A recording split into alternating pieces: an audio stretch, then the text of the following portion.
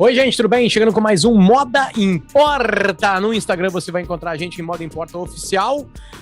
Nos nossos Instagrams pessoais você vai encontrar a gente em Marcela com 2 L's, Lorenzon com Z e Luciano Potter, Potter igual Harry Potter, né? Com 2 T's.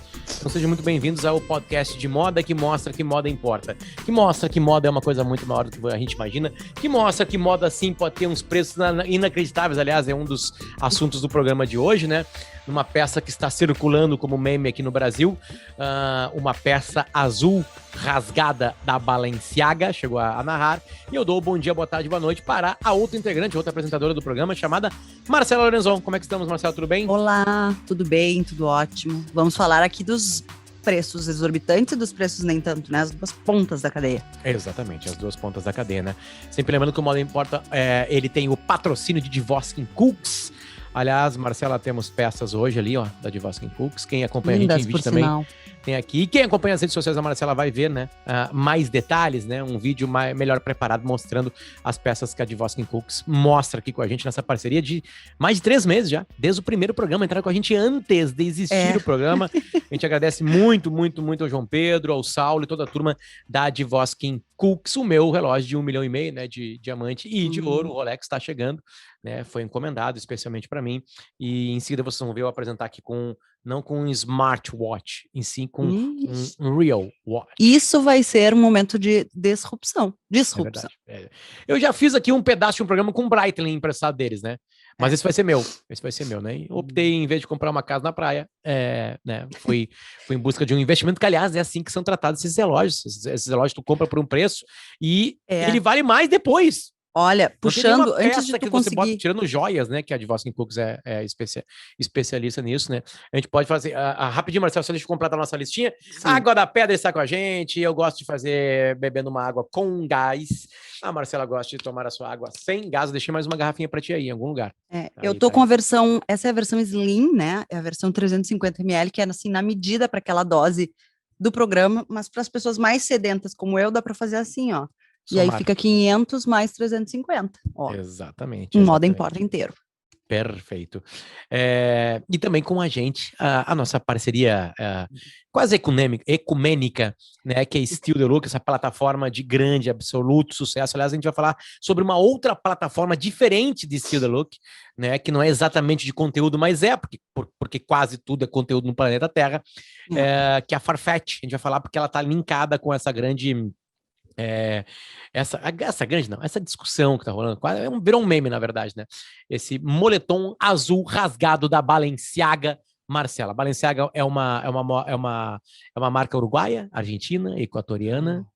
Balenciaga é uma marca espanhola. Falamos dela semana passada ou retrasada? Passada, acredito, porque ela voltou para a semana de alta costura. A gente estava falando justamente sobre o que era a semana de alta costura, o que precisa para ser considerado, né, uma casa, uma maison, uma marca de alta costura. E aí eu quase chorei aqui no programa quando eu falei que a Balenciaga, após 53 anos sem desfilar alta costura, havia retomado esse momento. A Balenciaga foi criada pelo Cristóbal Balenciaga, como se diz também, na França se fala Balenciaga. Teve muitos grandes momentos nos últimos anos, mas passou antes disso por uma baixa fortíssima. A Balenciaga faz parte do Kering Group, que é o antigo Gucci Group, que a gente também já falou aqui, pertence a essa família de um grupo de luxo, que na verdade é um grupo de luxo que bate de frente com o LVMH, o Louis Vuitton, Moet, Hennessy, que a gente também já falou muitas vezes aqui. Por que a gente fala tanto? Me empolguei, gringa italiana batendo. Por que a gente fala tanto desses grupos? Porque eles dominam as grandes marcas, que de certa maneira gerem e coordenam as semanas de moda e tudo o que a gente vê de alta moda, né? Todos os outros movimentos que a gente vê nas cadeias de fast fashion e muitas vezes em marcas menores dos nossos países, das nossas cidades, das nossas regiões, são influenciados e são, eu não vou falar aqui em cópia, porque não é isso, mas são inspirados, digamos assim, em movimentos que essas grandes casas fazem, essas grandes casas que pertencem a esses grandes grupos. Voltando à Balenciaga. A Balenciaga como eu falei, passou durante muito tempo após a morte do seu criador por uma baixa gigante. Depois ela teve durante alguns anos, talvez dito ápice, com roupas, com bolsas, isso ali anos 2000, 2000 e muitos, ao longo dos anos 2000. E aí, mais recentemente, a Balenciaga mudou de criador e eu vou, inclusive, botar o nome dele para que todos possam pronunciar da maneira correta. Temos aqui, desde, não quero mentir o ano, se não me engano, 2018, um estilista vindo da Geórgia. A gente já vai falar dele mais especificamente, mas para poder falar o nome corretamente, vamos lá. De novo? Que tal? Demna Gvasalia. Na verdade, pode-se dizer Vassalia, porque se escreve Demna, D-E-M-M-A, G-V-A-S-A-L-I-A. Uma baita de uma senha para internet na tua casa. Exato. Tipo o Schweinsteiger. Opa. O Demna Gvasalia é esse cara super ultra criativo que também veio do streetwear e que há uns anos atrás criou em Paris uma marca chamada Le Vêtement. Vêtement nada mais é do que as vestimentas, as roupas, em francês. Ele e um outro grupo de criadores e também de provocadores, eu diria assim, começaram a trazer muito do sportwear e do outwear para a moda e criaram essa marca que foi uma sensação.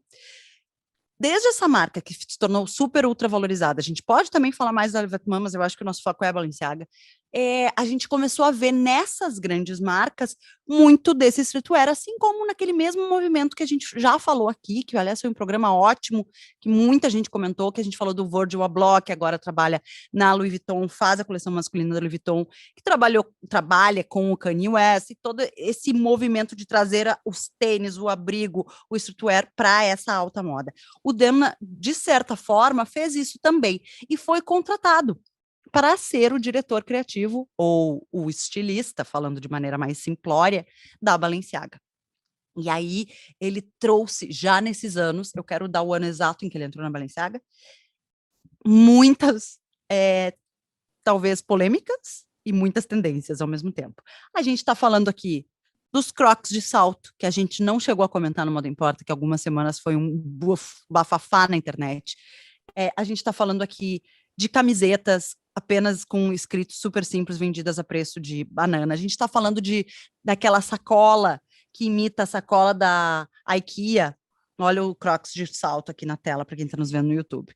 Esse talvez tenha sido a maior polêmica dele desde que ele entrou na Balenciaga, porque assim, Crocs por si só já é uma provocação, né, gente? A gente não usa Crocs na vida normal, a não ser que você seja um chefe de cozinha, ou um cozinheiro, ou um médico, um enfermeiro que passa o dia de pé, ou uma criança. Se você não é uma criança, se você não está com problema ortopédico, não use o Crocs para sair. Não dê bola para Marcela, galera. Crocs é demais. Tem uma coleção do Crocs com o Justin Bieber, né? Outros artistas também já se meteram lá. Não dá bola para Marcela. Crocs é demais. Meus filhos usam muito Crocs, adoram Crocs. Eu adoro comprar Crocs para eles, mas eu não vou usar Crocs na rua, e muito menos Crocs de salto.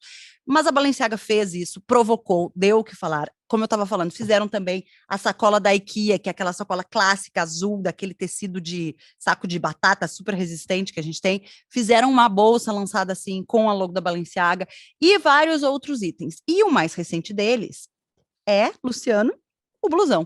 Queres falar e mostrar o blusão enquanto eu procuro o ano em que o Demna entrou na Balenciaga? Tá aqui. Isso aqui virou como um meme brasileiro, né? Principalmente por causa do preço que aparece ali, né? Esse aqui para quem não tá nos vendo, é tipo um blusão de lã do Fred Krueger, assim, só que todo azul com a marca Balenciaga, uma marca escrita de uma maneira um pouquinho mais retrô, assim, mais antiga, né? Tá fora de foco, deixa eu ver se eu consigo botar no foco aqui, agora aqui, parei, toquei na tela, ali entrou o foco, tá? Só que o detalhe é o seguinte, esse blusão rasgado mesmo. Demna entrou na Balenciaga em 2016. O tempo tá passando, eu achei que era 18. Perfeito. Esse moletom da Balenciaga, esse blusão de lã totalmente rasgado, quase todo rasgado, ele está à venda na Farfetch, e a gente já vai falar sobre ela, por R$17.928. R$17.928. reais. No jornalismo, 17.928 reais. Eu ia dizer que no jornalismo a gente aprende, quando a gente dá um número ou uma medida, a contextualizá-lo, né? A fazer um comparativo, principalmente em matérias visuais, né? Ou, enfim, de áudio, que a gente não consegue mensurar. Então, o que tu faz com 17 mil em vez de comprar o moletom rasgado da Balenciaga, Luciano? Dá uma contextualizada, que nem se diz, não sei quantos metros quadrados são equivalentes a não sei quantos campos de futebol, isso que a gente faz no jornalismo. Por favor, o que se pode fazer com 17 mil reais? Com 17 mil reais no Brasil hoje, tu consegue comprar um terreno em algum bairro um pouquinho mais afastado dos grandes centros, tu consegue até construir uma casa com 17 mil reais, né? Tu consegue pagar comida para uma família de 4 pessoas, né, com uma cesta básica e comprar aí uma comida para 3, 4 anos, né? E assim vai indo, né? Só que nesse mundo do super fashion, assim, a gente vê que tem coisas interessantes. Eu tô pegando um tweet do Kibiloco, que foi exatamente sobre isso. Deixa eu ver se eu consigo achar aqui. Eu não sei se tá no Kibiloco, eu acho que tava. Como é que é o nome do Kibiloco, Marcelo? O nome do Kibiloco mesmo? Não lembro. O Antônio Tabê. Né, o Antônio Tabê foi lá e fez Tabê não, é Tabet, na verdade. Uma vez eu chamei ele de Tabê, ele falou que comecei a entrevista errando. Com pouca paciência, aliás, comigo. Ele tem razão, né? Se eu errei o nome do cara, não mereço estar entrevistando ele, né? Mas ele fez um meme em cima de si, colocou assim, ó: só há malandro no mundo porque não falta otário. E aí botou isso, né, que eu tô colocando pra vocês aqui, que é essa blusão da Balenciaga. Beleza.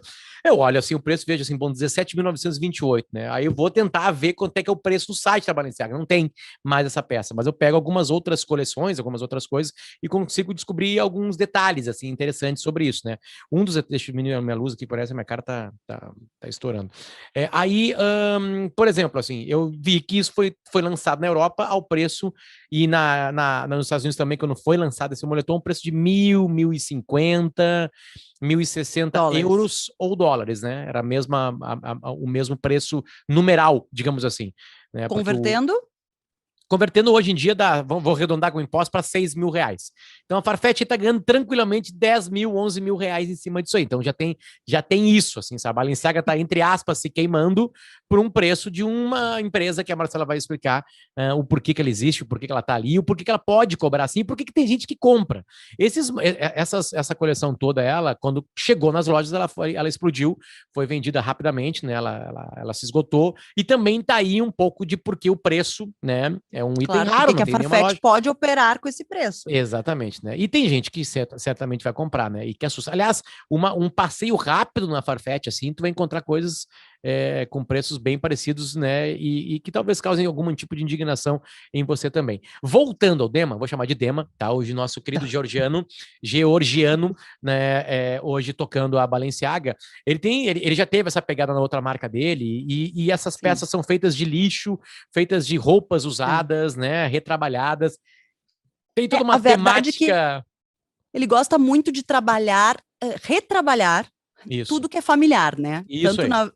Tanto na Vetements quanto na Balenciaga é uma certa transformação de tudo que se é familiar, seja o moletom, como o moletom rasgado, seja o Crocs, e seja muito do que ele fez na Balenciaga agora acabei de falar que foi 2016, e me puxou aqui uma rede de memórias de como no seu primeiro desfile, e aí por diante, ele reinventou códigos desta casa. Um desses códigos é a silhueta cocoon, que a gente chama, que é aquela silhueta do casulo. Sabe aquele puff jacket que agora, de novo, 2021, a gente estava falando de 2016, estamos falando de 2021, com uma mesma silhueta, mas que é aquele casaco que quase é um casulo em volta de ti, assim, fofo, e te amarra. A Balenciaga lá atrás fazia isso com vestidos, com casacos super estruturados, ou melhor, o Balenciaga, quando ele criava. E aí o Demna trouxe para esse streetwear muito desses códigos. A gente fala muito nisso aqui também, né? Trazer para o alto luxo códigos que estão intrínsecos, que vêm acompanhando as casas, e o Demna faz isso. Mas ele faz isso também com peças simples, como o moletom. Então, assim, talvez seja o maior dom dele, né? Puxar para o dia a dia ou trazer do dia a dia coisas muito familiares, mas que podem ser reinventadas para se tornar itens de alto luxo ou de alta moda. Mas, ao mesmo tempo, me traz um pensamento de anti-moda. E essa eu acho que é a provocação dele, e é a provocação que ele fez durante muito tempo na Vetements. É usável? Eu quero um Crocs de salto, eu quero uma sacola da IKEA com uma grande marca, eu quero esse moletom rasgado, que provavelmente se tu tivesse ele em casa depois de 10 anos sendo usado, ele tivesse ficado poído dessa maneira, tu iria se desfazer desse moletom. E a gente associa essa roupa à roupa velha, a roupa que não é desejada, ou a roupa que é anti-estética, né? Essa seria essa anti-moda do Demna. A Balenciaga lançou agora, durante a pandemia, né, no ano de 2020, ela lançou agora, a gente já pode falar dessa nova coleção, porque acho que tem a ver onde a gente quer chegar com tudo isso. Faz de conta que nós somos o Deltan Dallagnol, né, e nós estamos naquele PPT do Lula. O Lula está ao centro, esse moletom azul está ao centro, e a gente vai puxando flechinhas para ver tudo que está linkado a ele. Então o programa de hoje vai girar em torno desse moletom azul, né, que custa 17 mil, quase 18 mil reais na Farfetch, né? Para tentar entender o preço e não concordar, tentar entender por que ele custa isso, não concordar, porque a gente tem que fazer uma longa volta para esse processo acontecer. Mas, por exemplo, assim, uma coisa interessante, né, nesse filmezinho que eles fizeram, que é um mundo preto e branco, as pessoas só usam roupas pretas, e de repente a cor sumiu do mundo, e nesse mundo distópico, imagina isso aí está sendo lançado na Europa durante a primeira parte, né, a primeira perna da pandemia, digamos assim, quando o verão chega lá na Europa, e aí eles lançam esse filme, e aí vem com cor, e aí essa cor vem destruída. Ela vem também batida, ela vem também, né, usada, né? Por exemplo, como se tivesse a escassez no mundo. Por exemplo, tem um monte de peça de tamanho único. Tu tem meu tamanho, que é 1,91 m, e o da Marcela, que é 1,68 m, a peça vai caber. E aí na Marcela, que tem 1,68 m, vai ficar com um outro tipo de jogo, uma jaquetona assim, grandona, e em mim, que tem 1,91 m, né, vai ficar mais um pouquinho apertada, mais do meu tamanho, assim, né? Para quem não sabe, eu tô mentindo, né? Eu tenho 1 centímetro a mais que a Marcela só.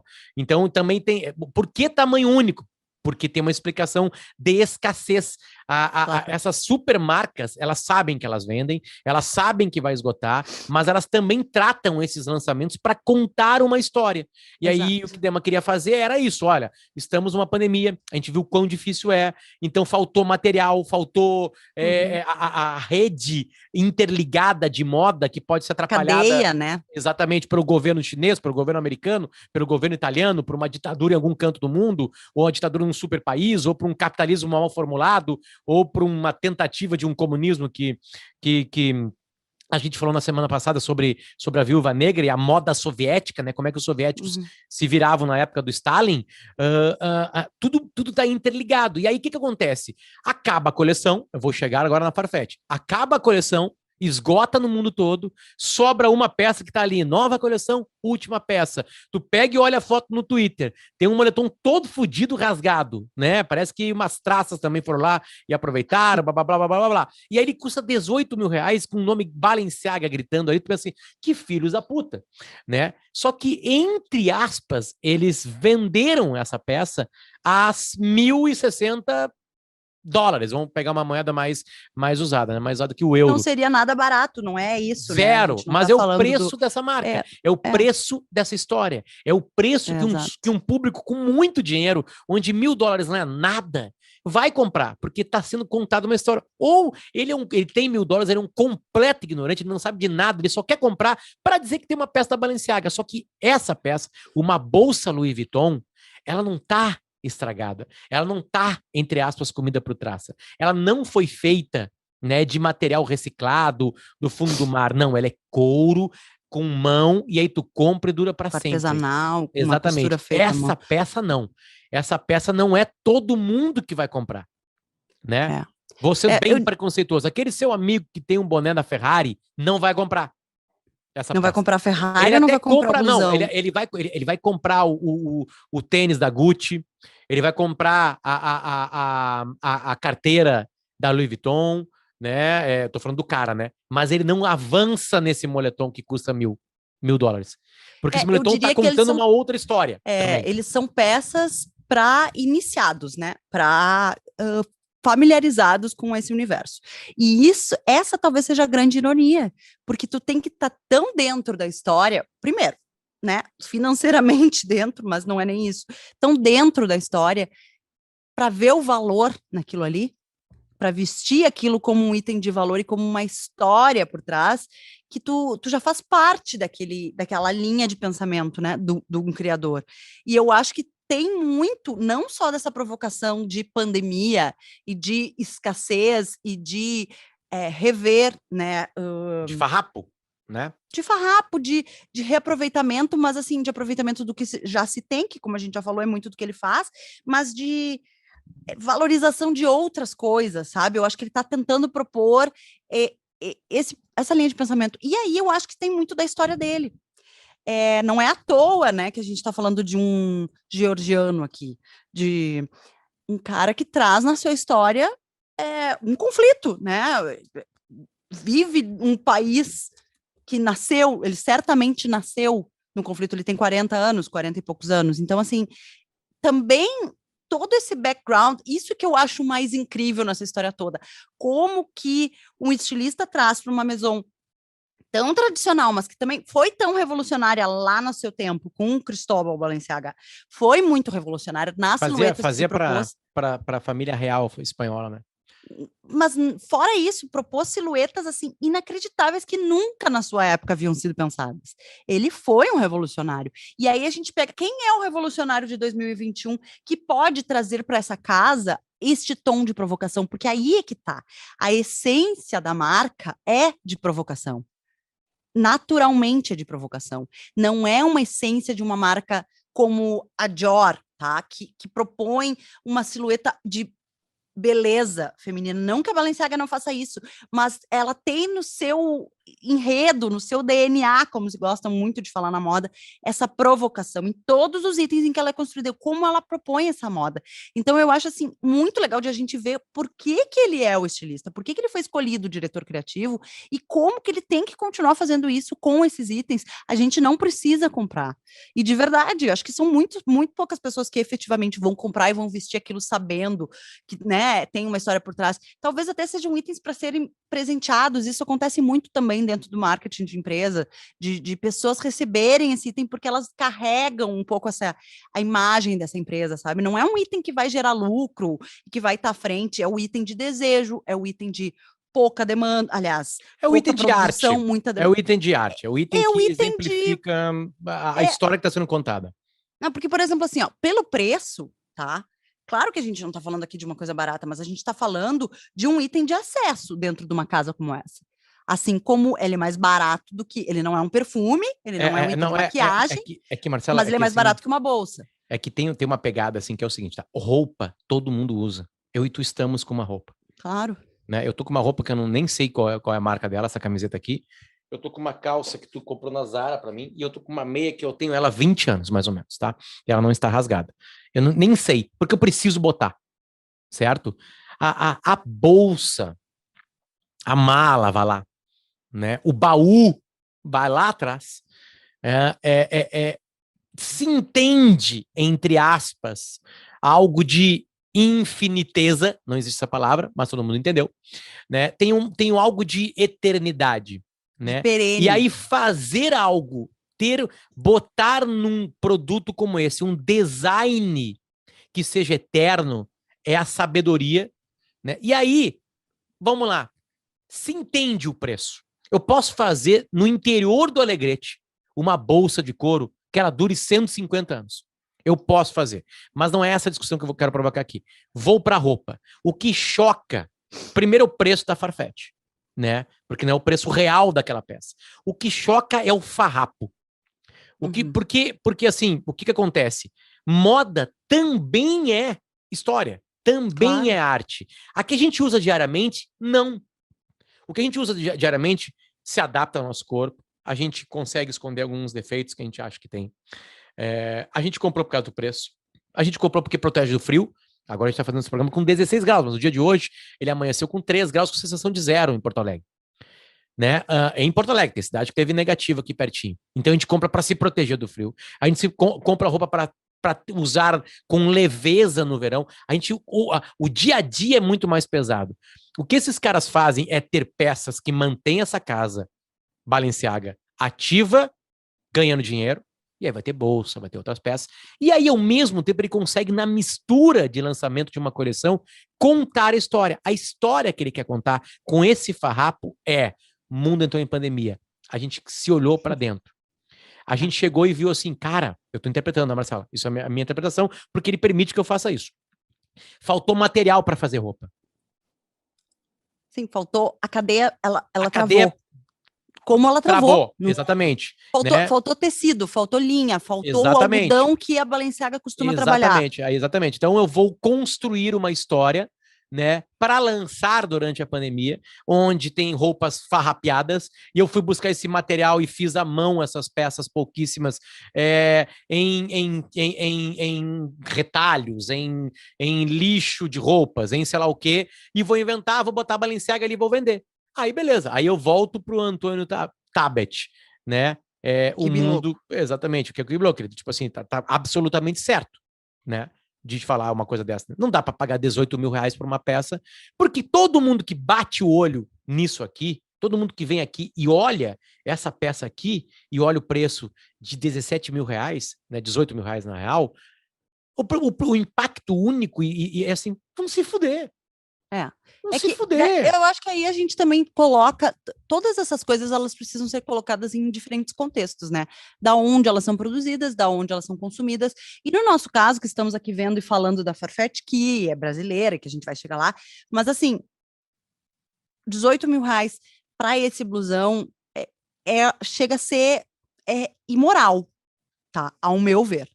Eu gosto de consumir coisas que durem, que tenham a sua história. Tu estava falando da peça, do se vestir, de como de simples escolher. Eu fiquei pensando, eu não tô assim com uma camiseta. Marcela, é que isso aqui, aí que tá. Ela não é uma peça de roupa. Tá, mas então, deixa eu concluir minha linha de raciocínio, assim, porque eu não tô no só vestir, eu tô com uma camisa que eu sei que tem uma inspiração oriental e que é de seda e porque, claro, faz parte do meu dia a dia, faz parte da minha vida, do meu contexto pensar esse vestir dia a dia, porque faz parte do meu trabalho, faz parte do meu estudo. Tu muito menos, tu tá aqui no Moda Importa, mas não é o teu cotidiano, tu não precisa pensar essa peça todo dia. O moletom, de novo, ele não é uma peça de vestir assim, pura e simples, é a história, é esse posicionamento de marca, é esse branding que a gente tanto fala, é esse storytelling que a marca quer contar nesta coleção para um mundo pós ou pandêmico, mas ver este recorte desta peça à venda num Brasil de hoje é imoral gastar 18 mil reais num blusão rasgado. Não, a minha discussão não é essa. Eu sei, eu não estou discutindo quem vai pagar, porque a gente paga por coisas que não valem, ou que valem pela sua história, e que talvez para outra pessoa aquilo seja ofensivo pela quantidade de dinheiro que se colocou numa peça. A gente fala brincando aqui dos relógios, a gente sabe o preço, a valorização daquele relógio. Assim como a gente fala das bolsas, a gente fala. Mas assim, não é o medir o dinheiro, mas é sim a pura e simples vitrine deste blusão à venda. Porque a vitrine, no online, principalmente, ela não conta essa história. Não está ali escrito no blusão. Nossa, esse blusão está aqui porque ele foi feito, projetado, desenhado por Demon Gavazes, eu tenho e aqui. Ele custa isso, mas não está ali na Farfetch e não está na vitrine da Balenciaga, entende? O que eu quero te dizer é que não está ao alcance da grande população e de todas as pessoas que consomem moda e que consomem roupa, porque a gente consome obrigatoriamente, assim como você estava falando, não está ali. Então, assim, qual é esse limite, né, entre essa história que tem que ser contada e tu efetivamente criar uma peça que valha aquilo pela sua história, pela sua tradição, pelo seu artesanato, por como ela é feita, e a provocação? Quanto custa essa provocação? Acho uma discussão... Eu tô com o link aberto. É que aí que tá. Não vou discutir assim, tipo assim, nem quero entrar a parte mais óbvia, né? E que tu bem marcou agora aqui, de um moletom rasgado custar 18 mil reais. Tipo assim, isso aí é óbvio que, sabe, é insano, assim, né? Que o fora do contexto tira, né, algo Isso, mas vamos lá, eu me atrapalhei. Eu não quero errar, eu quero ser cuidadoso, porque eu tô com medo de cometer algum deslize. O criador da peça, o pensador, fez peças e cobrou $1.000. Essa peça custa $1.000. Entende? Se eu fui lá fora e comprei, eu paguei R$6.000 para ela. Já é uma exorbitância gigantesca, mas é $1.000. R$6.000. Se é R$6.000, não é R$18.000. Sim. Né? Então, primeiro entra uma lei aqui. A primeira lei é a seguinte: acabaram as peças. Escassez. Por que o teu hotel fica mais caro no carnaval? Porque é a data que todo mundo quer viajar. Como todo mundo quer viajar, isso que vocês estão ouvindo aqui não é uma britadeira, é nosso cachorro.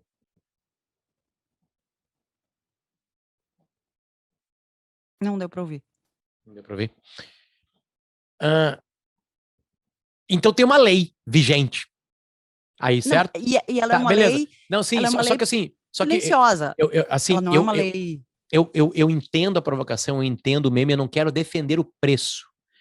Eu quero dizer que a Farfetch está se aproveitando de algo que é uma regra de mercado atual, né? Que é possível dentro de um sistema chamado capitalismo e que é humano. Eu tenho algo que muitos humanos querem e só eu tenho, eu cobro o que eu quero. Ou ficou aquilo ali. Paga quem quer. Exatamente. Quem pode. Só que a pessoa que vai pagar isso, ela não vai pagar para usar, entre aspas. Ela vai pagar porque eu imagino. Porque a única maneira de se exibir com uma peça é usando. Ela quer ter aquilo porque ela vai ter um documento, entre aspas, né? Daquele lançamento do Dema de 2020, 2021, que contava a história da pandemia. E agora, pasmem, daqui a 15 anos, tu pode leiloar essa peça, porque ela não é uma peça de roupa, e vendê-la corrigindo a inflação, faz de conta que o preço não é o do amanhã, o de hoje, por R$60.000. Porque vai ser uma coleção absolutamente única, porque tem uma pandemia no meio do lançamento. Uma coisa que não acontece em todo outono e inverno. Para estilistas, eu te diria entende? assim, quanto custa o primeiro New Look, que foi o primeiro traje que o Christian Dior fez no pós-guerra, redefiniu todo esse look feminino, criou a cintura, deu a feminilidade de volta no blazer acinturado, fez a saia mais rodada e criou o dito New Look. Quanto custa o primeiro? É incalculável. Esses dias a gente mandou para os guris ali da Voskin Cooks um relógio do Cristiano Ronaldo, tá? O relógio foi feito sob medida para ele. A gente estava, inclusive, quero procurar aqui, de Rato Perregaux Planetário, em ouro rosé, todo cravejado de diamantes em lapidação baguete. Este relógio possui um turbilhão de eixo triplo, um globo demonstrando o mapa, usado no século XVII, e indicador de fases da Lua. Foi feito sob medida para ele, sob encomenda para ele. Valor na boutique, $2 milhões. Valor de mercado, inestimável. E tá aqui. Cristiano Ronaldo usando. Vale? Tem diamante, tem ouro, tem tudo. Por que vale 2 milhões? Não é o preço do diamante com o ourives, com a marca. É muito mais do que isso já na loja. Para revenda, o mercado é inestimável. E eu só corrigiria o que tu colocou ali, que a Farfetch está se aproveitando. A Farfetch está fazendo o trabalho dela. Assim como uma casa de leilão, talvez. Mas o se aproveitando não é ruim. Eu sei, não é pejorativo, não é isso. É, que eu quero ela dizer que tem talvez... a única peça vendo no Brasil. Ela cobra o que quer. Porque ela sabe que quem vai comprar não é um comprador de roupa.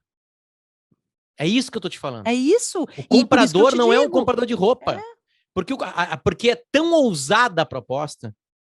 Entende que o comprador de roupa que usa, eu tô dando uma imagem para entender, que usa o sapato caro da Gucci, entendeu? E a pochete da Louis Vuitton, porque estão usando e porque ele quer se exibir no meio dele. Ele não tá entendendo que tem uma profundidade, aquele lançamento daquele sapato, blá, blá, blá, blá, blá. Que, aliás, são problemas que marcas batem nas marcas e às vezes elas são destruídas, elas não conseguem renascer. A gente contou a história da Lacoste aqui, naquela época do lançamento do Bruno Mars, lembra? E a Lacoste quase foi a bancarrota. Porque Sim, ela foi virou adotada por um público que não era o que comprava efetivamente os produtos exatamente, dela, super não falsificação, vestia né? claro. A gente viu isso com outras marcas também, né? Então, a Farfetch se aproveita disso, porque eles têm capacidade de entender que não é o comprador de roupa que vai ter aquela peça. Né? É um cara que mosqueou, entre aspas, não teve os seus contatos para pagar $1.000, na Balenciaga, né? na loja própria da em alguma Balenciaga, Balenciaga da história, da vida, né? E tá ali, certamente, tem muita grana, onde 18 mil reais estão para ele porque é mais ou menos o público que consome muito esse tipo de coisa, é tipo arte. A arte pesada, história. Ai, pode estar comparando com Velázquez para ficar na Espanha? Não, não estou comparando com Velázquez, não tem nada a ver com isso. Entende? Mas é esse o tipo de mercado. Claro, Tem peças, tem obras de arte, pinturas que não tem preço. Não tem preço, entendeu? Tipo assim, na moda talvez não incalculável. O tenha. valor de mercado, Eu assim acabei como o de relógio ler do Cristiano Ronaldo, incalculável. o primeiro par de tênis do Kanye West foi para leilão e um cara pagou $1.800.000. Para nós é uma coisa inacreditável, mas para quem fatura $150 milhões por mês, 2 milhões, porque ele teve que transportar, gastou 200 mil para transportar, o tênis do Kanye West não é nada.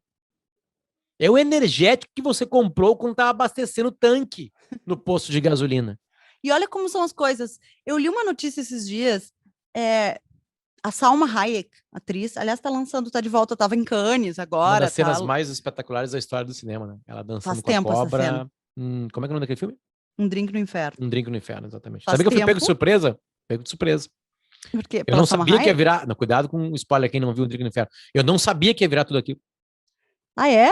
Quando o George Clooney e o Quentin Tarantino entram naquele lugar lá, eu penso, tá beleza. Sabe? A filha do cara era a Juliette Lewis. A Juliette Lewis, uma guriazinha no filme. Uma guriazinha, aliás, né? A gente podia fazer um dia um especial Tarantino, assim, porque ele tem muita relação com a moda também, ele namorou também pessoas da moda, mas enfim. Tarantino compraria essa peça da Balenciaga porque ele tem esse dinheiro e faria um protesto em alguma praça, queimaria e criaria um outro tipo de arte e alguém pegaria as cinzas e venderia por $6.000. Voltando para Salma Hayek, tá? Um Drink no Inferno, Salma Hayek, atriz há muito tempo, voltou, não sei se andou desaparecida, digo voltou porque me chamou a atenção mais entradas, mais aparições dela. Ela estava no Festival de Cannes, está lançando um filme recentemente, junto com Angelina Jolie, inclusive. Ela é casada com o François-Henri Pinault. O François-Henri Pinault é o CEO do grupo Kering, que a gente acabou de falar, que é dono da Balenciaga, é dono da Gucci, é dono da Yves Saint Laurent e de tantas outras marcas. Só que a Salma Hayek, ela é estranha às vezes se vestindo assim.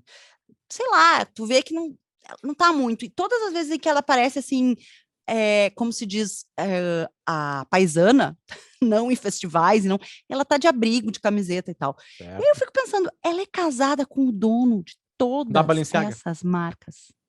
E ela não usa. E sabe o que ele disse recentemente? Justamente pela aparição dela em Cannes, que eu li ele disse que o que conquistou ele, primeiramente, é porque ela não dá bola para a moda.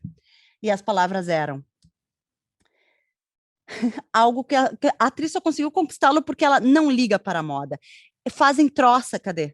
Desculpa. Nós nos entendemos muito bem. Tenho sorte de ter um cara de prestígio na moda ao meu lado. Isso torna a minha vida mais fácil, mas nunca foi uma prioridade para mim. Um amigo me disse, não acredito que de todos nós, aquela que menos se preocupa com moda que conseguiu aquele cara. Então, eu disse ao meu marido, e ele riu e falou, foi por isso que você me conquistou. E aí, ela tá aí, ela podia ter o moletom, né? E ela talvez nem saiba, nem dê bola para quem foi o Cristóbal Balenciaga. Mas eu me lembrei de uma coisa agora, que também, olha como, falamos de novo, a gente não consegue ficar um programa sem falar do LVMH. O Nicolas Ghesquière, que foi o grande estilista de boom da Balenciaga nos anos 2000. Eu preciso fazer essa balaca toda para falar nomes em francês, tá? Mas é que eu não falo para ti, Zinedine Zidane. Eu não Quer que falo eu fale quando tô como falando Nicolás? Não é Nicolás, é Tá, Nicolás. não precisa só fazer a balaca, tá? Senão eu vou Tá, começar a fazer de vocês Zinedine entenderam. Zidane. Vai lá, segue. Não fica braba. Vai, Que nem o segue. Tabê. Não é Tabê, é Sim, eu fui Tabet. Tem que fazer uma falar o nome balaca e levei uma certo paulada. dele. Exatamente. Então, faz o nome certo, não é o nome errado. O Nicolas Guesquer é um francês, foi Ó, estilista da Balenciaga desde 1995 ou 6 até sair da Balenciaga, porque acho que deu o seu tempo lá. Ele foi o responsável por lançar sucessos gigantescos na área de bolsas, como a Motorcycle e outras bolsas clássicas, que se tornaram desejo durante muito, muito, muito, muito tempo. E aí, acredito que esse ciclo tenha se encerrado, mas na Balenciaga ele fez um outro tipo de provocação. Ele sempre falava, ele trazia muito, de forma muito recorrente, uma temática de futuro. Olha como é diferente do Vasalha, tá? Assim, os dois provocando, coisa que o Balenciaga fazia lá atrás, mas uma temática, ele trazia mulheres quase robóticas, um monte de roupa meio armadura durante muito tempo. E agora o que ele é? Onde ele está? No concorrente. Ele é o diretor criativo da Louis Vuitton neste momento. Então, assim, é um jogo de cadeiras. Esse jogo de cadeiras coordena um pouco muito desse mercado que a gente está falando aqui, que torna tudo isso inestimável, porque carrega muito da história da moda, né? E acho que a gente não pode deixar de falar da Farfetch. Eu queria que tu. tá, eu só deixa eu completar aqui. Eu também, eu tô ansioso para isso, até porque a gente tem mais 9 minutinhos de programa, tá? Só deixa eu mostrar aqui para quem tá vendo a gente no YouTube. A gente é um podcast, a gente também é um videocast, né? Essa aqui é a peça do Nike é Easy. A Nike começou com Easy, né? Tá dando para ver, Marcelo, o tênis? Tá Sim, aqui, sim, ele dá na pra ver. caixa. Esse tênis aqui, ele é vendido por $4.000 hoje no Mercado Livre americano ou da Europa, tá vendo aqui? O tênis, tá? Que foi lançado várias peças. Esse aqui era do Kanye West. Ele usou esse aqui. E aí o que aconteceu? Um colecionador tinha o tênis. Deixou passar o tempo, a marca explodiu, ele guardou lá, não disse o preço que comprou, é um cara chamado Ryan Chang. E agora ele vendeu por $1.800.000. Nossa Tá entendendo? Senhora. Para um outro louco, que daqui a pouco vende, tá postando que ou ele quer usar esse tênis até se destruir, ou ele quer guardar esse tênis, né? Ou ele quer se exibir, ou daí ele quer vender daqui a um tempo mais. Sabe? Tá dentro dessa coisa. Vamos lá. Quem se aproveita é a Farfetch. A Farfetch tá nesse mercado, trata também moda como arte. Eu quero que tu explique rapidamente por que eles estão cobrando esse preço e por que eles podem cobrar esse preço. Por favor, Marcelo. Eles podem cobrar esse preço porque eles se tornaram um maior marketplace de luxo e de talvez curadoria de moda atual. A Farfetch faz hoje o que algumas lojas, algumas grandes marcas e grandes, talvez lojas de departamento, ou aqui no Brasil, a gente pode dizer que talvez o que a Daslu fez durante muito tempo. A Daslu foi uma grande boutique, loja que ocupava um quarteirão em São Paulo, que era coordenada pela Eliana Tranchesi, que depois teve uns embrólios com a justiça, foi presa, inclusive, morreu, depois faleceu com câncer. Não, Mas ela foi... Ela morreu de câncer, é? Ela morreu de câncer já faz um bom tempo. Tem 2 filhas muito ativas no mercado da moda. Aliás, Marcela, com 2 L's, como eu, e as irmãs Tranchesi. E ela faz... Por que eu estou comparando com a Farfetch? Porque ela trazia marcas. Ela foi, talvez, a primeira importadora das marcas de luxo para o Brasil. Ela fazia essa ponte de buscar na Europa as marcas que eram desejadas pelas brasileiras e revender aqui. Ela teve esses embrólios com a justiça justamente por essa questão de importação, tá? De impostos. Numa época em que não se falava de importação, assim como a gente faz hoje, que é ali entrar num site, comprar de outro país e mandar trazer. E aí, por que eu estou comparando de novo? Porque ela era o local para se ver essas marcas, ela era o local para se encontrar marcas diferentes que as pessoas não conheciam. Talvez tu fosse lá, tu fosse encontrar Valentino, Dior, todas as grandes marcas de luxo, mas tu ia encontrar uma Vetements, tu ia encontrar um Virgil Abloh, tu ia encontrar as outras pequenas, médias, grandes marcas de luxo que vão surgindo e novos designers. Tinha esse olhar de curadoria, de trazer o que era novo na alta moda. E a Farfetch faz isso desde 2018. Aliás, desculpa, 2008. A Farfetch, ela não é brasileira, né? ela é brasileira, ela tem um pé brasileiro. Eu não quero errar, tá? Que assim, ó, Porque... aqui, ó, ela tem um Não, Instagram ela é de... portuguesa. Isso aí, 3 milhões e meio. 3 milhões e Ela, 1,1 seguidores. ela é, na verdade, portuguesa hoje, um grupo, Tem tá? Farfetch aqui, Japão, Farfetch Brasil, tem Farfetch de tudo que é jeito. Exato. E a Farfetch faz justamente esse... Não, ela foi fundada pelo próprio José Neves, tá? Então eu tô até me confundindo. Sim. Que é o português. Mas ela faz esse marketplace de ter esse recorte de o que é desejo, de como a gente pode ter ali todas as peças que todo mundo quer comprar, de alta luxo, de alta moda, mas ao mesmo tempo um olhar para o novo. E ali tu vai encontrar, talvez tu não possa ir para Mykonos, numa boutique que está criando uma sandália com uma miçanga tal, mas vai ter na Farfetch. E aí a Farfetch pode vender. Se tem poucas dessas sandálias, a Farfetch pode vender por mais, né? Se ela é a ponte entre tu e a marca que tu deseja, ela pode vender por mais. Então, ela é este local mundial que entrega para todos os lados, mas, ao mesmo tempo, ela faz uma ponte, assim, ó, de a gente aqui no Rio Grande do Sul, que não tem, talvez, todas as marcas e todas as lojas que tenham em São Paulo. Eu posso comprar pela Farfetch, a Farfetch vai lá e compra de uma boutique, de uma loja associada no shopping Iguatemi de São Paulo, por exemplo. Uma vez eu comprei uma peça lá no Farfetch e ela disse, esta peça vai ser enviada pela nossa loja parceira, darararará. Então, assim, ao mesmo tempo em que fazem a curadoria, está tudo ali. É este grande marketplace, e aí se tornou um case no universo também, não só da moda, mas de tecnologia, né? Muito grande, é um unicórnio, né? Como a gente faz. O que é um unicórnio no universo de tecnologia, Luciano? Vale mais de $1 bilhão. Então, ou seja, não é pouca coisa. E o que eu acho muito interessante, eles estão realmente colocando um pé no mercado mesmo de tecnologia, colocando todas as suas forças, estão para inaugurar o que eles chamam Em 2018, de um vale. Em 2018 eles entraram em Wall Street, né? Abriram Entraram em ações, Wall Street. Eles estão um projeto dessa construção desse vale, que eles chamam em Mato... Aí, voltou? Oi. Aconteceu um primeiro pau de verdade do internet. Nada importa. Nós estamos na mesma casa. Como a gente divide, caiu e aí a gente vai ter que editar, né, pessoal? Desculpa, mas nós vamos cortar um trechinho com o outro. Bárbara Sacomori, a nossa editora, que busquem a Bárbara nas redes sociais, ela é uma das pessoas mais engraçadas que existe nas redes sociais. Bárbara Sacomori, certo? Mas tu estavas falando sobre o ecossistema de inovação que eles pretendem construir. Sim. O Fuse Valley.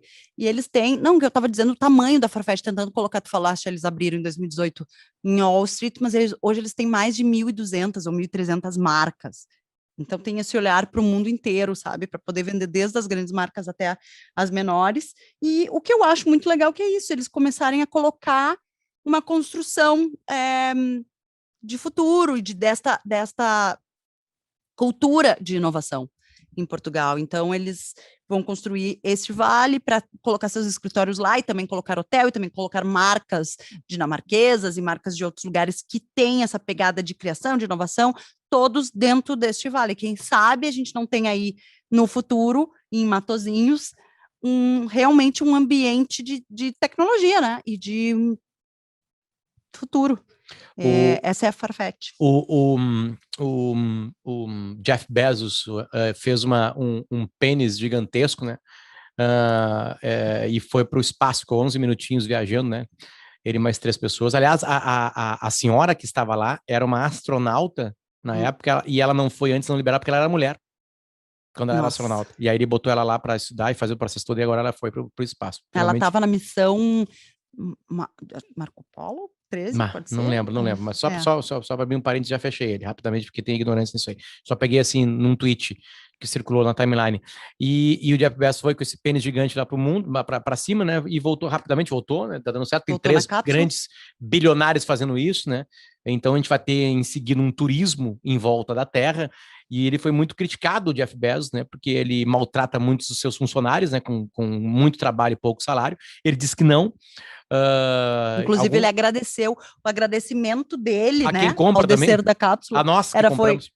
A todos os funcionários e a todos que compram na Amazon, vocês fizeram eu estar aqui Ele hoje. e a esposa dele começaram a vender livro pela internet, e aí fundaram a Amazon, né? Tem muita competência aí também, claro, tem muito canibalismo, tem um monte de coisa boa, ruim. Ele doou esses dias 10 bilhões de dólares para causa do aquecimento global, para acabar com isso, ou seja, é um mega bilionário. Ao mesmo tempo, eles estavam numa cidade no Texas, em que a cidade é super pobre, enfim, sem emprego, miserável, e estavam se dizendo, esse lançamento desse foguete lá, olha que choque com essa cidade. Então, assim, aí são as discussões intermináveis, né? Mas indo ao encontro desse assunto com o que nós discutimos aqui, quando parar e chegar no seu grupo de WhatsApp, esse moletom rasgado da Balenciaga, agora, depois de 50 e poucos minutinhos de Moda Importa, você tem condição de explicar para aquelas pessoas e eles vão olhar para você e falar assim, meu Deus do céu, então é isso. Então, pergunta final, se eu e a Marcela fôssemos ricos,